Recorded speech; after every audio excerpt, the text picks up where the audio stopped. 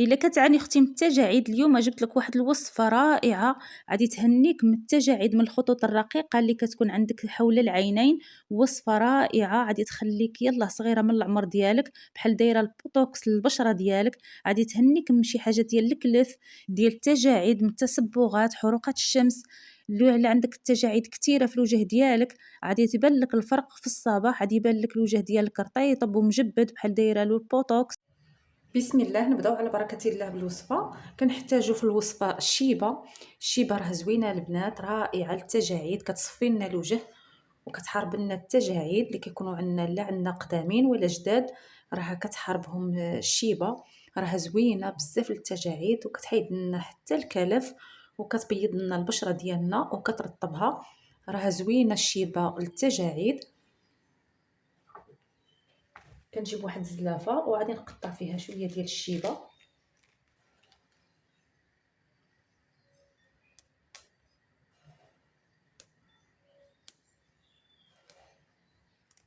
راه رائعه، كتصفي لنا البشره وكتحارب لنا التجاعيد.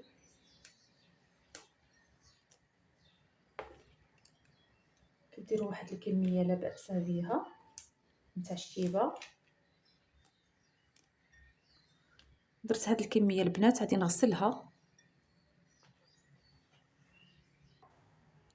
غسلت هذيك الشيبه اللي قطعت معكم، وغادي نزيد نقطعها شويه، نقطعها رقيقه باش تطلق معانا. غسلوها مزيان ورجعوا قطعوها.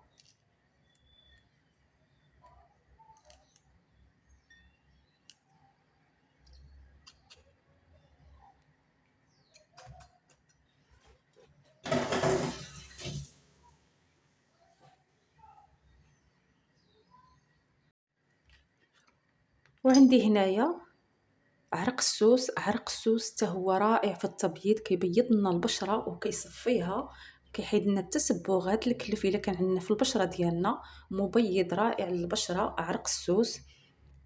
عرق السوس راه زوين بزاف للبشره ديالنا.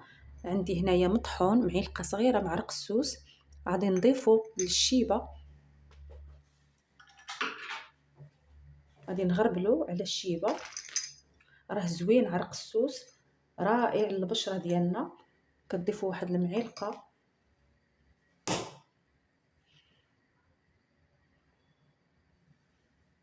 كتضيفوا واحد المعلقه ديال عرق السوس، طحنوه وغربلوه. رائع للبشره ديالنا، كيصفي لنا البشره وكيبيضها.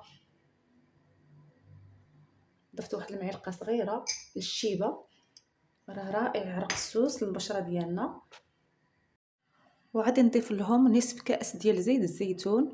حتى زيت الزيتون غني رائع للبشره ديالنا.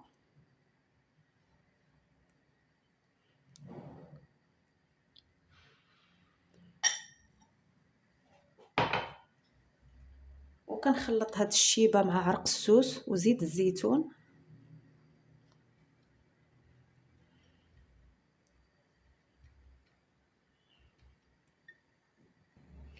وعندي هنا كسرونه درت فيها الماء، وغادي ندير هاد الزلافه ونديرها على نار مهيله ونخليها مع التحريك حتى كيطلقوا معنا هاد المكونات الشيبه وعرق السوس، كيطلقوا لنا في زيت الزيتون. مره مره حركوهم.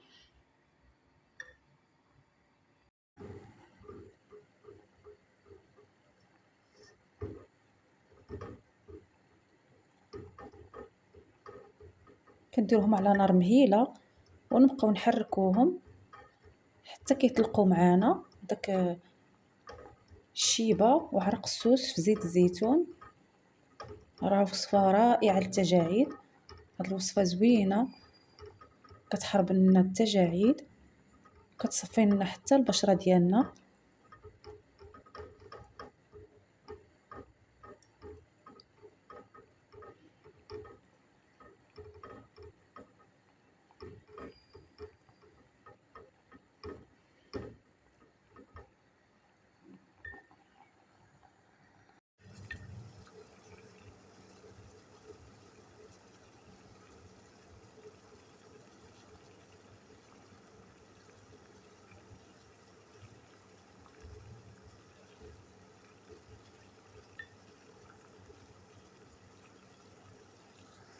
وكندير هنايا واحد السلافه، وكندير الصفايه وفيها الثوب ديال حياتي، وكنصفي هاد الشيبه اللي خليتها على نار مهيله مع التحريك،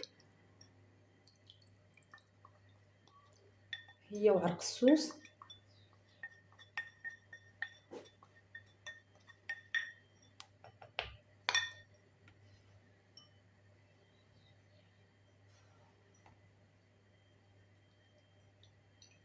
وكنصفيها مزيان حتى كيهبط معنا داك الزيت.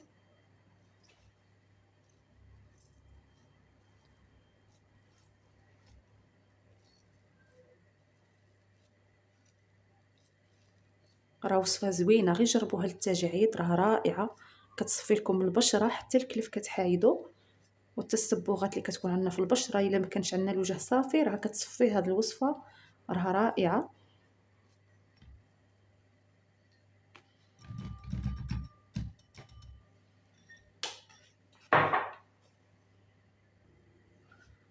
وهذه هي الوصفه ديالنا.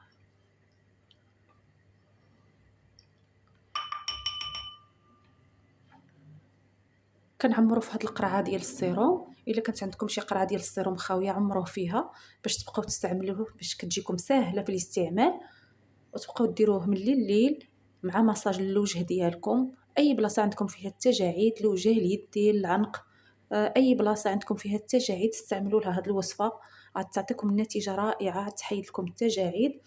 وصفه زوينه كترطب الوجه وكتصفيه. غادي نعمروا انا في هاد القرعه ديال السيروم، عمرته في هاد القريعه ديال السيروم ونحتفظ به، تبقاو تستعملوه من الليل البشره ديالكم تكون نقيه، وديروا لها واحد المساج. اللي عندكم فيها التجاعيد، الوجه، العنق، اي بلاصه عندكم فيها التجاعيد استعملوا لها هاد الوصفه، غتعطيكم واحد النتيجه رائعه. كنتمنى الى عجبتكم الوصفه ما تنساونيش من لايك والبارطاج القناه، واللي ما مشترك يشترك باش يبقى يوصلو كل جديد.